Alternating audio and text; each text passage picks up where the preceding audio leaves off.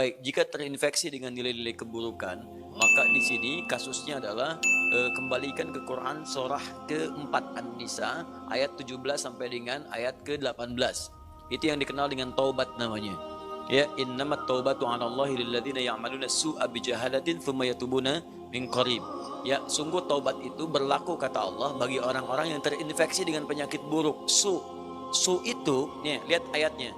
Innamat taubatu 'alallahi lilladzina ya'maluna su'an.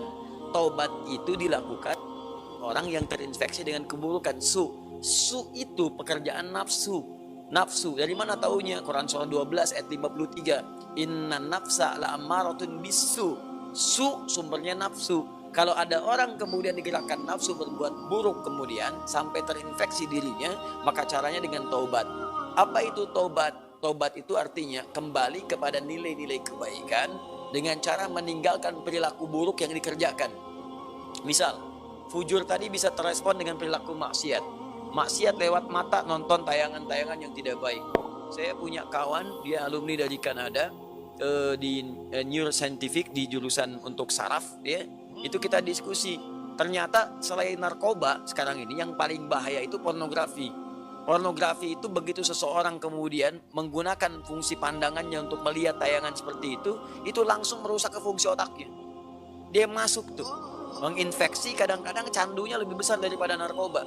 Makanya orang kalau nggak pernah lihat tiba-tiba melihat itu bayangannya tuh lama di bagian otaknya tuh. Kadang-kadang penasaran, padahal udah dipalingin kan, tadi apa sih, apa benar salah gitu ya.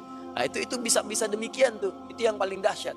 Nah kalau kemudian Anda ingin menghilangkan itu dan perilakunya diburuk nantinya ke pola hidup, ke tubuh, ke macam-macam, Anda paham sendirilah gitu kan.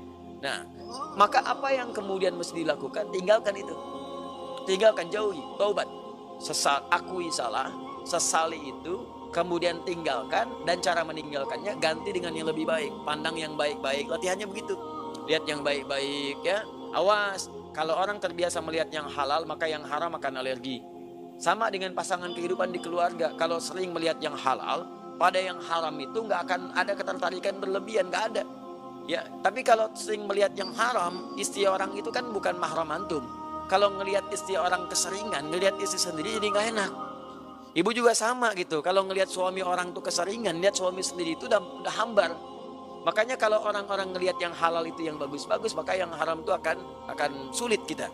Sama bicara juga begitu. Kotor kata-kata, tinggalkan yang kotor, balik kepada yang baik. Begitu baik kebiasaan, maka kotor akan dihilangkan. Nah, demikian adanya